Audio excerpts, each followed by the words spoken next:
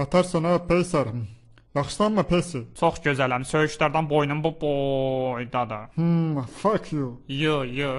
Bu mahnı da sənin üçün gəlsin. Ama bir yerine kışkırtın sen Peysər, sen Peysər.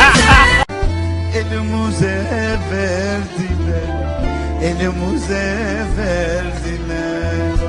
Kahramanın adı yadigardadır, mübarizle şəhiddir məzardadır. Girdi dedi böyüklərimiz hardadır, Erməniyə dedi böyüyüm hardadır. Sarkisyan sıxdı ki Peysər mənə, Sarkisyan sıxdı ki Peysər mənə. Vallahi ne yalan deyil, Səfər Əliyevin vaxtında da erməniləri tirqalayırdım ki, atəşkəsi pozsunlar.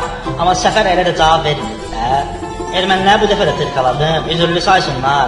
Mən hardan bilim, Zakir Həsənov girib sizi talayacaq.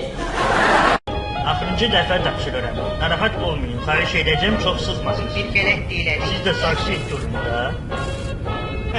Salamlar. Sən necə hekayət bayaq? Batırıblar. Şimali Koreya lideri olarak ordumla birlikte Azerbaycan ordusuna dəstək olmağa hazıram.